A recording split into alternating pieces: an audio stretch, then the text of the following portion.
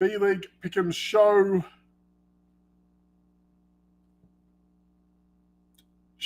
for the last time for 2023. I am your guy. I am your host, Dan at the B-League Says, coming at you live for Going for Two Live, part of the Going for Two network. It is a fantastic place to be. And before I kick on, I just want to get started by saying thank you to Jeff Lambert one more time for a hell of a season, hell of a year. I know a lot of your hosts and shows are wrapping up for the year. You're an absolute gem of a human being. Thank you for all the time you have given me. I appreciate you very much, and I hope you have a wonderful Christmas and New Year's.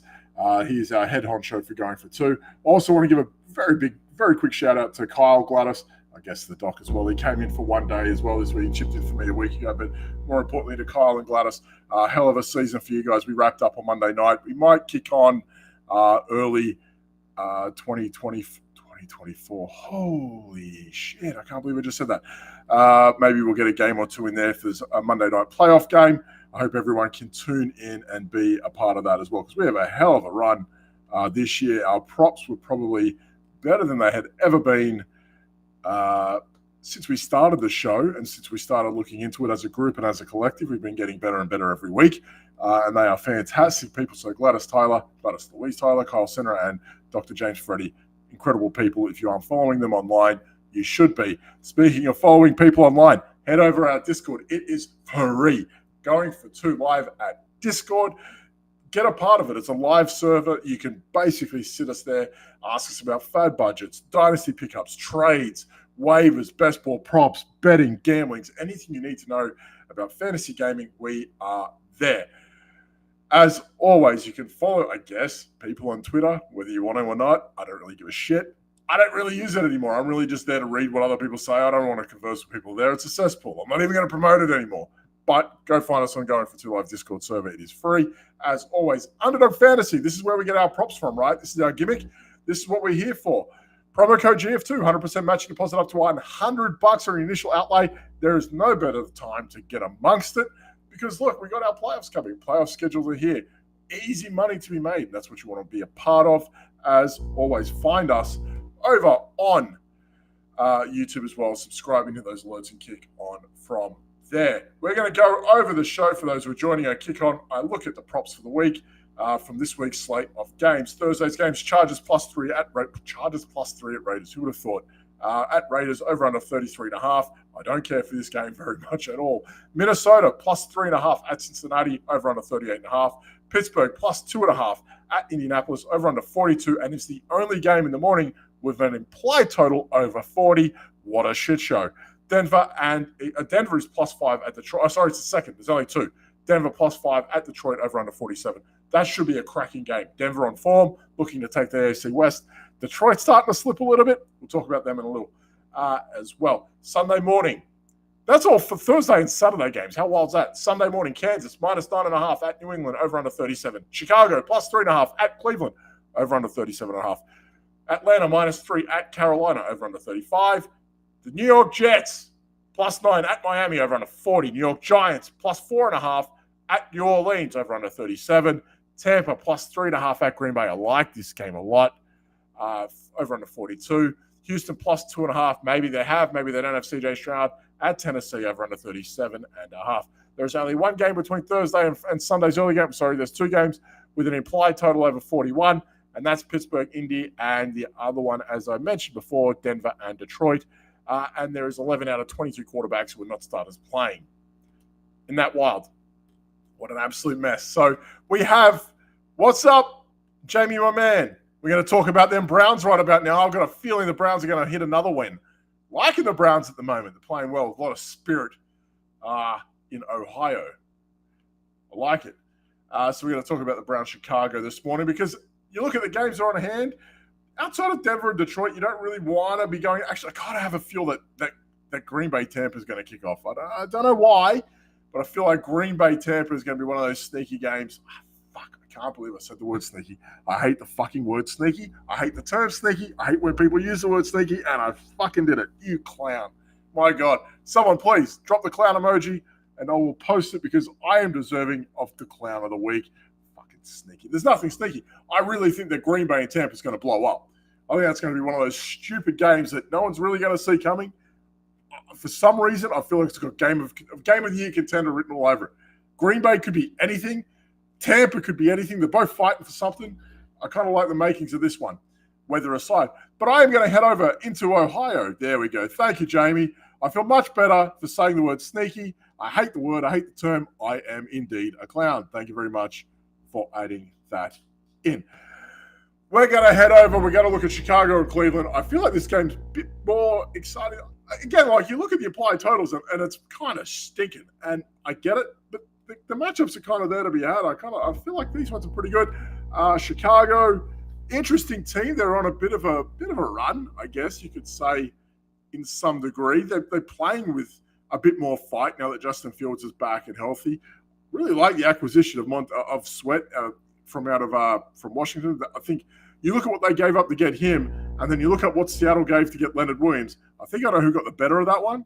I understand Williams is more of a run stuffer. I get it, but nah, not really. He's not really doing too much, and any Giants person could have told you that. But anyway, pick number 1, we're going DJ Moore. Lower than 65.5 receiving yards. I have absolutely zero faith in him at all. This guy's either going to punch up 110 or give you 30. I just don't see it in him. I'm not sure this says much for Moore, though. I hate it when people say, oh, my team has injuries. Because you look at what Cleveland's had to deal with, and they are still producing one of the best defenses in the NFL. I negate any conversation about teams complaining about injuries after seeing what they've had to done. It's what they've had to do. It is ridiculous. So you see what Cleveland's defense is doing week after week after week after week. Second fewest receiving yards to wide receivers given up, about 124 on average per game. And they give up 9 receptions per game to wide receivers. And Justin Fields ain't the most. I mean, he's decent. He's a decent passer. I actually think he's a bit I think he's a bit hard done by. But I don't think it's okay to be okay, and then you play Cleveland and get absolutely smashed. Bears are erratic at the best of time, and I know they're Fields scrambling and improv away from a 50-yard catch. There's always that danger in the pocket. I get it, but still, I trust the Browns team more than anything right now, and that'll come at the expense of DJ Moore in Week 15. Pick number 2, old mate Joe Flacco, higher than 213.5 passing yards. His comeback is revelation of the year. If this is a comeback of the year, I don't know what the fuck is. 2 games in, he's already there. 254 yards in his first game. He had 311 in his second yard, so gone over 250 in 2 games back-to-back, 300 last week. Absolutely screaming against the Jags. He had a hell of a game. Now, against the Bears, who, to be fair, again, I've said it before, they're on a bit of a run. A bit of a run. They also have been middle in the pack in regards to the yards and completions to quarterback. But Flacco, kind of above the marker right now. You look at who's playing. Some of these quarterbacks are they're kind of shit. Flacco, he's pretty good. He's all right. So even on a bad game, Joe Flacco, let's see, 225, 235. They have too many options across the board. We'll talk about Amari Cooper in a second, but Elijah Moore, if he wants to pop up and do something, he can. If he finds David Bell on the slot, he can do that and he can. David Njoku for 90, he can. If he wants to get to Jerome Ford in the flat, he can. They're actually looking okay, really functional team. I still prefer them with Deshaun Watson. I feel like every time the game that he gets hurt, I think it was in week 3 he got hurt, he looked really good. And the game that he got hurt, he looked like he was back to himself. So it's a shame that we couldn't get that from him over the rest of the season. Whatever. Flacco's going to be more serviceable than Easton Stick, Aiden O'Connell, Tommy DeVito. He's going to be more serviceable than what Josh Dobbs, Nick Mullins. He's doing the job. 230, 240 on a bad game for Flacco, for Cleveland at home. I can see it. And I'm all right with that. Pick number 3 in this game, we're going to go with Amari Cooper, higher than 49.5 receiving yards. I saw this and I did a double take and went, what, why? I get it. He was injured. And, we can talk about his splits and all that sort of stuff. He seems to have recovered from the rib injury. 14 target game last week. Really, it was a welcome back game for him, I guess. So that was a season high as well for him, which is nice. I think the most encouraging thing, if you're a Browns fan, is you saw that he's had a 14-target game, which is a season high for him, and David Njoku blew up at the same time. I've always felt like since Cooper's been there, it might have been a quarterback thing or a scheme thing, whatever it may be, you never really see both of them tee off at the same time. It's either one or the other. And to see Cooper have a 14-target game and he punched a decent amount of yards in that one as well, 77 last week, and then Njoku to go for nearly 100, and for them to absolutely douse the Jags, Yeah, I really think this is a good thing for the Browns moving forward. Since the bye, Cooper has logged 4 games straight with over 85 yards, got hurt, slowed down for 3 weeks, and since his recovery, he's punched out 77. So he was back to that form, and he's looking really good. So I feel like we're getting a discount at 49.5. They're giving us a post-bye discount with rib injury. I'm okay with that. Again, Bears D should be respected. I've been saying this for weeks. I was calling the Bears run defense 5, 6, 7 weeks ago. And there's a reason why you're going at 89%, just saying. But you could basically line up the Bears D and say, that guy's going under. And every time it would hit. So respect the Bears defense. But I think the Browns are on a bit of a tear lately. And Cooper hitting form going over 50, I think, is an easy one for us to get on. Either way, we're going to kick on into the afternoon games on Sunday. San Fran minus 14 at Arizona. My God. Give me the Cardinals plus 14. I'll take that to the bank. Over under 48. Washington plus 7 at the Rams. Over under 49 at Dallas plus 2 at Buffalo. I like Dallas plus 2. My God. What are Buffalo doing? 49 over under implied total. I feel like normally I would be jumping all over the 49ers. Yeah, probably I would. And you look at what Dallas and Buffalo are giving us, I really feel like that's a game we should have paid more attention to. Yeah, but screw it. We're going the Commanders at the Rams. We're going the odd one. We're looking at this game here, the tied equal highest implied total of the week, give or take. I really like this game. I think, again, another weird game that we could look at and go, this game could end up going off. And whatever, the Rams defense has been above water. I think a lot of people have gone, and the Rams, this. I say this week after week, their defense is actually all right, except for what happened last week against the Ravens. We're not going to talk about that.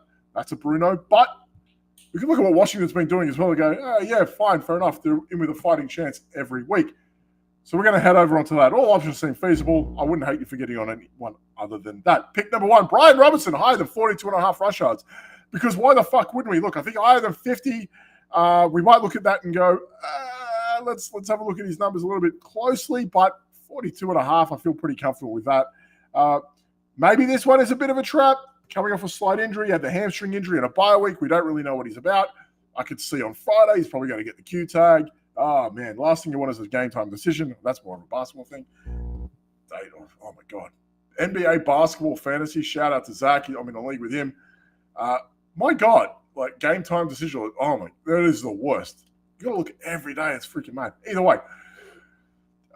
So I feel like this could be a bit of a trap because of the injury in the bye week. But 42.5 prior to that, you kind of sit there going, yeah, this would be an easy thing. It's like since week 8, he's only had one game under 50 rushing yards. And even in the game he got hurt against Miami a few weeks ago, he was 7 for 53 at that point. So he was on course for a monster outing. It really is the injury discount I'm looking at here, and I think I'm buying that one alone. So we're looking at the Amari Cooper injury discount at 49.5. We're looking at Brian Robinson, 42.5. I really think that's what it is. The Rams run D is very close to what the current Commanders run D is giving, and that's about middle of the pack in regards to attempts and yards as well. So aside from re-aggravation after a week off, maybe they hold him back for what? Their season's literally on the line this week. So a loss to the Rams, they're not catching them. That's it. So I see no reason as to why he wouldn't hit in that regard. Well, my friend, I'm glad you think that. I'm going to talk about Cooper Kupp soon. We're going to do that in a minute. I think Cooper Kupp and Puka Nacua both hit 100 yards this week. I really don't think that is a stretch. But we're going to talk about that. We're going to talk about, I promise, we're going to talk about, not before we talk about Kyren Williams. Kyren Williams. I don't give a shit what you call it. Kyren Williams, higher than 79.5 rush yards. I feel like, again, injury discount. We're getting on this. What a revelation this lad has been this year. They look a completely different outfit without him. And when he's back and healthy, they look like a decent team as it is. Since he's returned, he's punched 2 100-yard games, 114 and 143, and another one over 85 in the last 3, an average 20 rush attempts with 5 targets in that time. He's it, and he's the cog that they turn with. So to see 79.5 against an average run defense, about middle of the pack, again, as I mentioned, like they're similar to the Rams run defense, similar to the Commanders run defense, very, very close together, middle of the pack in that regard. I like that for him. Pick number 3. By God, Cooper Kupp. Higher than 65.5 receiving yards. So we're going to talk about Cooper Kupp right now. 65.5 receiving yards at Underdog Fantasy.com, promo code GF2, 100% matching deposit up to $100. You've got to be fucking kidding me. 65.5 receiving yards for Cooper Kupp.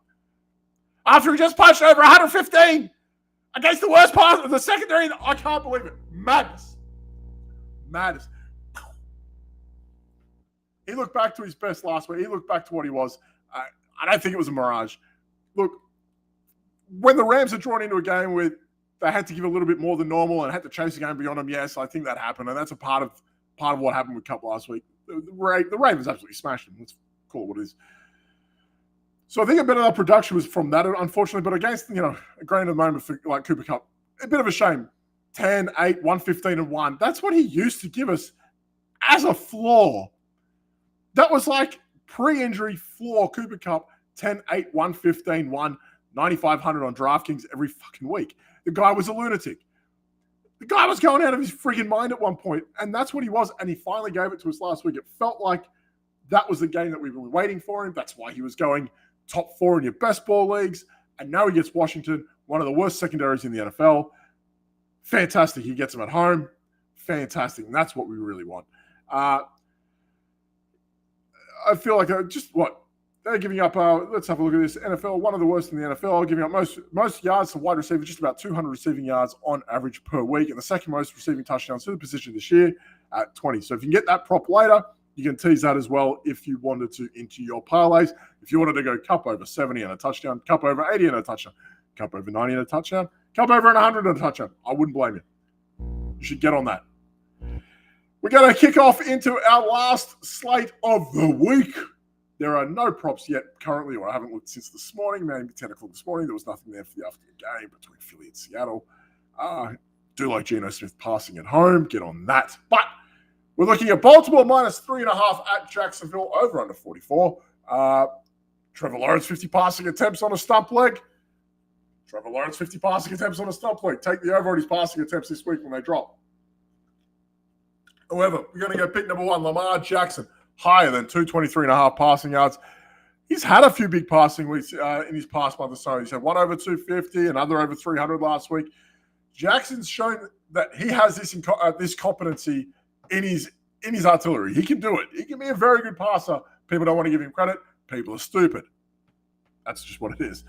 But he's also good to go on 190 as well. Well, let's call it what it is. He does that. He's done that 5 times in his last 13 games. He's gone on 190 5 times in the last 13 games, and that happens too. So even though he's good to give the passing yards, he's also good to take it away. So he does that too. But when the game plan is there to air it out, he airs it out, and he does it really friggin' well. And Jacksonville, they will let you. So Jags pass defense has been good for a couple. I feel like they've been okay. Guys like Rayshon Jenkins, all that sort of stuff. He's had an incredible 18 months. I really like him. I think he's had a pretty good time. However, that hasn't stopped games from getting out of control and the Jags getting their heads kicked in. Now, the Jags have given up third most passing yards this year with the second most pass attempts as well. So as good as you think the eye might tell you they have been, I guess that might be a bit of fool's gold with Josh Allen kind of copying in and getting the sack and getting a takeaway, and dudes kind of come in and do that. I understand, but they kind of give it up no matter what. I feel like this game could be something where Jacksonville have to kind of wake the fuck up a little bit because Colts are catching them. Titans have got an easy game this week. Texans, if they have Stroud back, they 1 game off, 2 games off? They really need to wake up a little bit. So this game could blow up as well, and I like that for a primetime game. So as good as you think the eye might have been saying, they're still going up over 280 pass yards and 2 in their last 3. And there was a streak of over 290 for 3 straight games as well about a month before that. So they're loose. They're loose in that regard. They're loose. Pick number 2, Zay Flowers, lower than 60.5 receiving yards. And again, it's kind of weird to say because I'm liking Jackson to go higher. So I don't like saying the receiver's going to go lower. And it's not that I don't think he can't. I think he can. Well, he's just that one little slant route going, bang, 30 yards, Gornsky. So I feel like that can happen for him. But I feel like the Ravens are that team that they're kind of comfortable now without Mark Andrews that they can have 4 or 5 guys go for 40 yards, 45 yards, and they're kind of okay. They play their role, right? They just do their thing. Likely had a big game last week. Beckham can kind of pop up. Flowers can kind of pop up. Bateman can kind of pop up. They have these sort of games where these dudes just kind of chip in, and and that's cool. Might be Elijah Mitchell catching one out the backfield. There he goes for a few yards. And I feel like that's how Jackson's going to get there. But a guy like Flowers, I feel like it's just a bunch of guys that's going to chip in. Flowers has hit 60 twice. He's had 60 and 73 in his last 6 outings. So not great form. He's only gone over 60 and a half twice in the last 6. And again, it's a good game for him to do it. So if you want to just say, Dan, shut the fuck up, we're doing it, hey, no dramas. Have at it. But I feel like this is one of those games where they're all going to get involved and they're all going to get around it. Pick number 3 is a guy that I love to absolutely bet against because I just have never seen the hype in him. I don't care for him either. Pick number 3, Calvin Ridley, lower than 52.5 receiving yards. You dullard for gambling. You just wet blanket. You are a wet blanket. You're a noodle. Either way, this ain't it. This ain't the week. If Zay Jones is punching 14 targets and you get 13 and the best you can both conjure up is 45 to 50 yards against the Browns, guess what? It ain't getting easier against the Ravens this week. I don't care if you're at home. I don't care if your Trevor Lawrence is a little bit healthier. It doesn't fucking matter. Ravens are going to smash you, just like the Browns did. That's what you're going to get. So it's one of those weird things. You say, oh, no, Kyle Hamilton's out. And they're like, yeah, Geno Stone. Okay. What are they going to do? He's going to get 3 picks. Off we go. That's what's going to happen. So I kind of feel like that's one of those things that's going to be there.